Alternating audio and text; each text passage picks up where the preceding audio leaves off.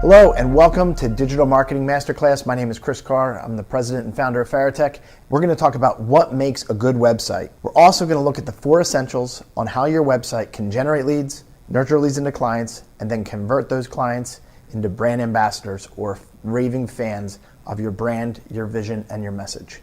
So let's dive in. So the first essential thing that we need to talk about are your KPIs and your goals. If you're building a website without knowing those KPIs and those goals right up front, you're going to be in a lot of trouble because it's almost like starting a race with no finishing line.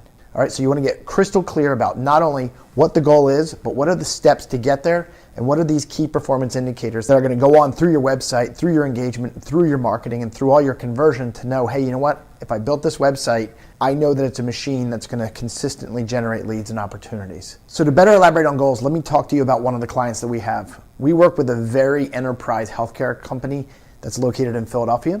They had very aggressive growth goals. And while we didn't build their website, our approach allowed them to understand what parts of their website were working and what parts of their website needed to grow. Okay? Now to do that, when we built the website, we had to build landing pages that were connected to conversion goals. And those conversion goals, what we strove to do is we tried to figure out what a dollar value would be for every first-time appointment. All right? So one of the critical things that I want to know when I build a website is, hey, if I put a certain dollar amount into building my website, what am I going to get in return? And so to do that, what I wanted to do was I worked with this client to figure out the lifetime value of their client. Not only like how much they made off a first-time appointment or possibly one treatment option, but you know what? Let's say a client would come to you and they have a knee problem or they have a torn ACL. We're going to be able to figure out, hey, you know what is this individual going to pay for individual consulting in the beginning, then possible a surgical option, and then a rehab option? What is the total value of that? When I know that value and I know how long they might be with my potential client, I can work backwards to find out what the dollar value would be for an initial first-time appointment conversion. Okay, so we basically said that dollar value is going to be around $300. Then the next thing what we did was we started to measure, if I know that the first time appointment is worth $300, what I can do is I can say, hey, you know what? All I have to do now is measure how many times people convert on this form or how many times do they fill out a first time appointment form, multiply that by $300, and then look at that every quarter and then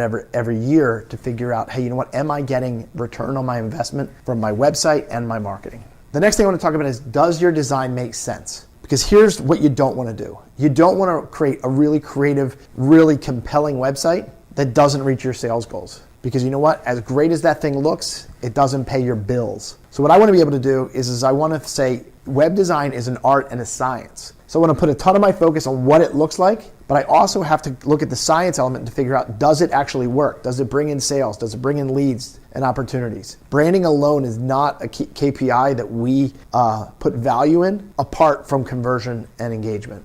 Okay? So it's going to be really important to say, hey, does my website work? And so the number one thing that we try to do is we try to follow this rule that was made famous by this really powerful book in the early 2000s. It was by Nielsen and Krug. It said, don't make me think. And the problem that we see a lot of times with websites is that people come to the website, they're excited to be there, but you know what? They get lost on the website and they eventually just abandon without following the information that they need, that they were looking for originally, okay? So develop websites that work.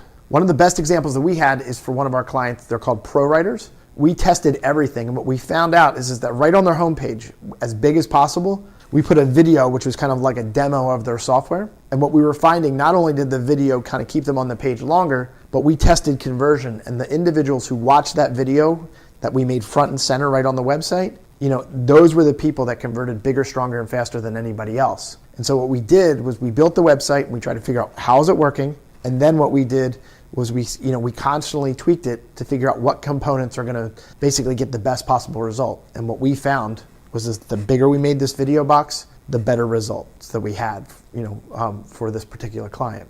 The last portion of designs that work is something we call Quasi. Quasi stands for questions with answers and simple information. The reality is that Google is designed to basically solve problems. People have a problem and then they type it into Google to find out the answer, or they find out someone who can help them with that problem.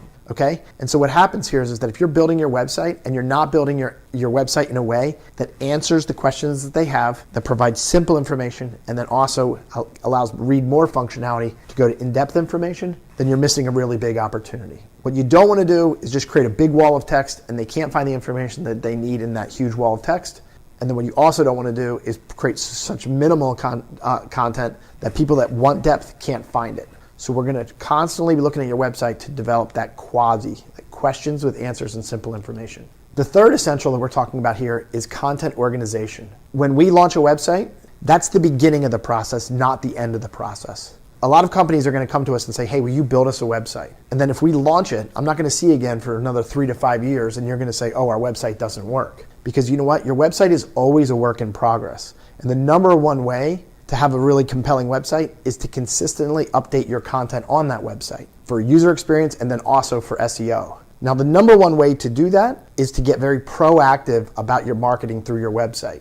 And what I mean by that is that you don't want to do what we call RAM. And RAM essentially is random acts of marketing. So for example, you don't want to just sprint to be ready for the Christmas season and then don't do anything, or sprint to be ready for a trade show and then don't do anything. When your website is built correctly, what we want to do is we want to connect it to an editorial calendar. An editorial calendar essentially allows us to go from being proactive to reactive with your marketing. And so what you're going to be able to do with an editorial calendar is you're going to have your website over here, and I'm going to publish content to it. And through the editorial calendar, you're going to know what content's going to go out in the next 30 days, 60 days, 90 days, 6 months, or even a year. What happens is that when you consistently communicate, you establish yourself as a thought leader, and in that process, your website starts to scale, more pages get indexed, and your total visibility improves. Thought leaders communicate consistently. And so therefore, if you don't put it in writing, if you don't develop that editorial calendar and have strict rules about it, you're going to be a victim to that RAM that I was talking about, that random acts of marketing. The next thing I want to do is talk about the structured content. With structured content, the hierarchy of the pages on your website matter to Google. Gone are the days of just trying to be found on the first page of Google for one page or one keyword. Google says, hey, if you're going to be a thought leader, you're going to talk about this topic in depth. And therefore, you're either going to have a longer form content with supporting content, or what you're going to do is you're going to consistently talk about that topic. And so therefore, you're going to have multiple pages. When you have multiple pages, we tie them together in a very sophisticated way. But what you're also trying to do is develop something that we call a hub and spoke model. A hub and spoke model means that the hub is longer, more in-depth content, and that in-depth content is connected or linked to other supporting materials, such as ebooks, white papers, infographics, videos. All of that content is going to exist in a family, and when all that family is connected together, your rankings soar and your website is more effective. The final essential is analytics. The reality is that we don't know what we don't know. And so what we don't want to do is we don't want to build our website on hunches. And after your website's launched, we don't want to continue those hunches to try to figure out how to market your products and services. The critical part about your website is that it's connected to enough data collecting resources like Google Analytics or other forms like HubSpot, so that you're going to be able to make data-driven decisions. Your website will not be effective if it's not connected to analytics tools, okay? You have to be able to make data-driven decisions about your marketing. We're not guessing what to do next. Our data is going to tell us what to do next. So your website should be developed to have a very strong foundation. And then what's going to happen here is as we develop content and as we look at the page in the analytics, we're going to make constant adjustments to that content to make sure that the spear is sharper and sharper. One of the stories I like to tell is about the Apollo missions in 1969. Obviously, we know that Neil Armstrong and his crew basically blasted off from Earth, went to the moon, walked on the moon, and then came back safely to Earth. But the reality is that their computer system was probably less sophisticated than our iPhone.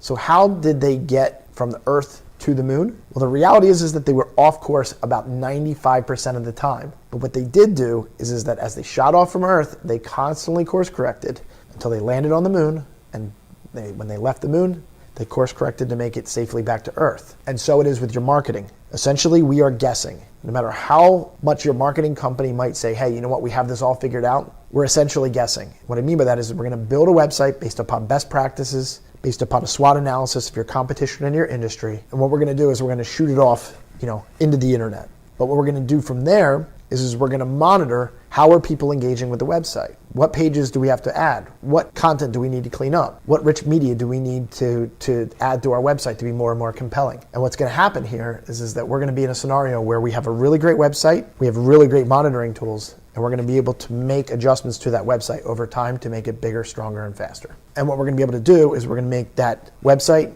better and better over time. Now, the final thing I want to talk to you about in analytics is you have to sweat the small stuff. You know, there's that book that says don't sweat the small stuff. That person is not in marketing. What you need to do is you need to measure everything. So let's just say that I make one small adjustment and I improve my website by about 3%, and that's in January. And that 3% improvement lasts in February, and then in March, and then over a year. A 3% improvement month over month times 12 months is a 36% improvement. That's a really big, big improvement that will change and transform your business. You have to measure the small stuff. And if your website can't help you do that, then you haven't built your website effectively. Okay, so in review, the 4 things that we talked about today when you want to build a good website are you've got to know your goals and your KPIs. You have to build your website with a design that makes sense. You have to have proper content organization. And finally, analytics. You've got to be able to make data-driven decisions from your website. If you can do all 4 of those things in your website, you're going to have a really, really great experience. Now, if you're looking at your website and you're saying, you know what, we built this website and we just don't think it works, well, please reach out to us. We'd love to do an audit to kind of help you figure out what you're doing right, what you're doing wrong, how it can be improved. And if we can help you in that journey, we'd love to do so. So thank you for joining Digital Marketing Masterclass today. Please make sure to click that bell to get more notifications. Please subscribe and like this video. Thanks again, and we'll see you soon.